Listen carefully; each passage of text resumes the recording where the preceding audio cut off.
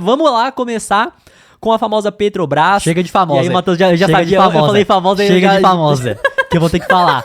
Que o vídeo que nós postamos sexta-feira da semana passada, do Jetpack, se eu for contar quantas vezes, inclusive eu me coloco no meio desse... Eu também não, mas eu quero falar antes que eu falei famosa, automaticamente eu já pensei, não é pra falar famosa, então isso daí já é o primeiro passo, né? Pra se desviciar mesmo. Me coloco no meio dessa bagunça também. O tanto que tá virando vício de linguagem, falar famosa, até o Rodrigão veio aqui. Analista da empresa, aí o Renan pergunta, e a famosa Klabin? E a famosa Petrobras? E o famoso MXRF? Eu falei, não aguento mais esse negócio aqui, mas enfim. Mas mandou até uma mensagem pra mim no meio do podcast. Para de falar famosa, mas enfim.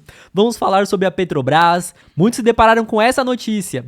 Pegou só a headline. Petrobras tem prejuízo de 2,6 bilhões no segundo trimestre. Então saiu o resultado da Petrobras. Pra quem quiser olhar todo o resultado, só colocar resultado Petrobras, segundo trimestre. Entra no RI da Petrobras, relação com investidores, você vai encontrar aí o desempenho do segundo trimestre desse ano. Exato, já tem aqui relatório de desempenho, já tá certinho, segundo trimestre de 2024. Aí descendo um pouco, nós temos, mostrando os principais itens e indicadores. Receita de venda, 122 bilhões, aqui é tudo bilhão, né? Aí tem receita de... O tanto de zero que tem que botar, tanto de número, aí eles já botam logo na escala do bilhão, né? Lucro bruto, 61 bilhões.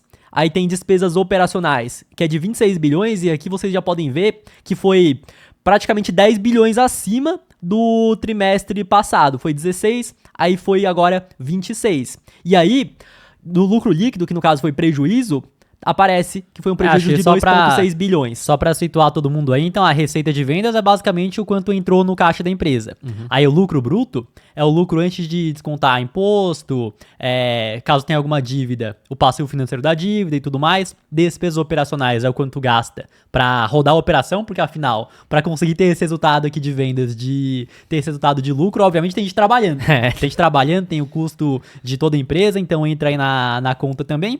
Porém, vocês podem ver que, por exemplo, na receita de vendas, ela teve uma receita inclusive maior que no primeiro TRI de 2024 e primeiro TRI de 2023.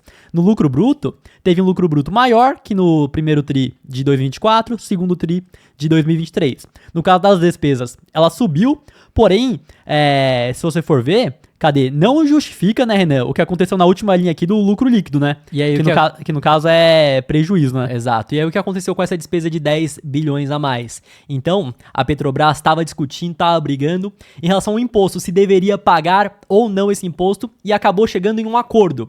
E aí, essa despesa operacional que foi não recorrente acima do outro trimestre, foi por conta disso, de um imposto que eles estavam discutindo se ia pagar ou não, fizeram um acordo, conseguiram um desconto nesse imposto que estavam brigando, e aí tiveram que pagar. Então é algo que não é recorrente, que não tende a acontecer nos próximos trimestres. É que não tem a ver diretamente com a operação de fato da Petrobras, que senão você para pra ver, mas se tá dando esse prejuízo, quer dizer que a operação tá totalmente lascada, tá ferrada, voltamos aí pra Dilma 2, 2014, 2015, porém não é por conta da operação de fato da Petrobras, e sim por conta desse imposto aí, vai ter que pagar, não vai ter que pagar, entraram no acordo, pagou, e obviamente que entra na conta da empresa. Exato, outro fator que impactou, descendo um pouco mais no resultado, eu até anotei aqui certinho para mostrar para vocês, que é a página 9. E aí tá aqui, variações monetárias e cambiais, que teve uma variação cambial muito maior do que nos outros trimestres. Então tá aqui, 18 bi, sendo que aqui foi 4, aqui foi 7.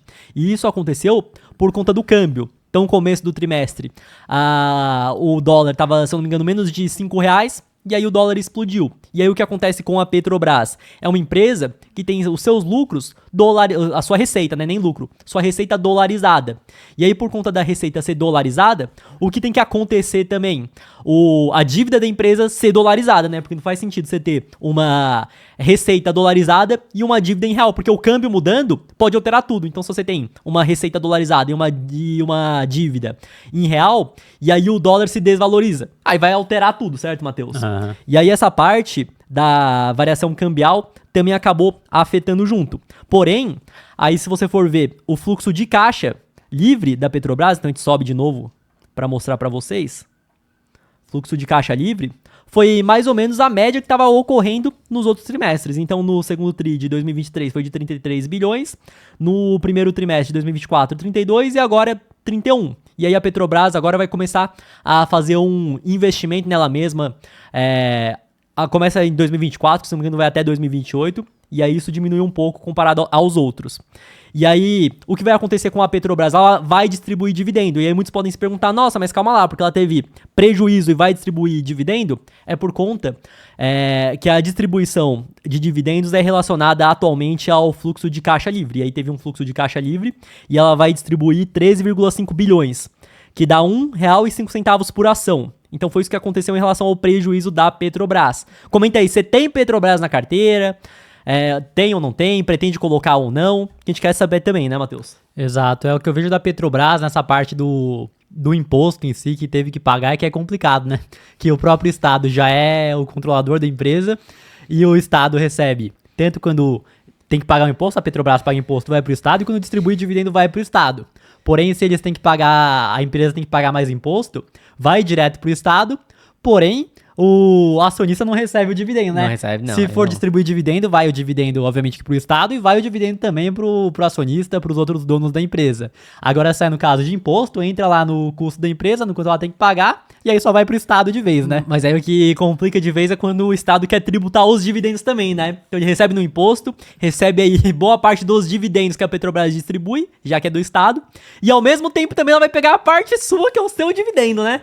Então essa parte é complicada, né? Não, e pior de tudo. E quando, por exemplo, o Estado é dono de grande parte da empresa, a maior parte é do Estado, ele recebe dividendo, aí ele tem que pagar imposto e volta pra ele mesmo, aí não muda nada, né? Porque ele tem que pagar imposto, só que ele vai voltar pro próprio Estado. Aí é mais, né? Não, é a mesma coisa. É a mesma coisa. Nessa questão é a mesma coisa. Sim, só que aí verdade. quando ele vai pegar a parte do teu dividendo, aí é mais pra eles, né? Exatamente, Vamos ver se a galera tem Petrobras aí na carteira. E comenta aí se você tem Petrobras na carteira aí que o pessoal não comentou ainda. Mas acho que o principal é o pessoal entender que aconteceu essa despesa não recorrente aí do imposto, mas não é da mesma forma que estava lá atrás, que a empresa estava totalmente ferrada, endividada, com a operação toda ferrada, acaba sendo mais algo que acontece, mas não é recorrente mesmo. Exato, Mas não que não possa mudar também, né? Que o não. Estado não vai botar o dedo ali e acabar... Tem esse risco, né? Tanto que a Petrobras negocia um múltiplo muito mais baixo por conta disso. Não, tem esse risco, mas nesse momento ainda não aconteceu, né? Exato, mas nesse momento não. O risco sempre tem, né? Sempre teve. O Gin Max é a assinatura premium, nosso aplicativo Ginai, onde você consegue receber relatórios toda semana falando sobre as empresas, fundos imobiliários. E agora, novidade, estamos com vídeos também falando sobre o mercado financeiro para você conseguir investir melhor através do Gin Max. Fora isso, temos também cotação, preço teto das ações, fundos imobiliários, para você conseguir pagar mais barato. E tudo isso por um preço absurdamente baixo. R$10,80 por mês no plano anual. Vai subir em breve, então assine aí o Gin Max para acompanhar tudo isso.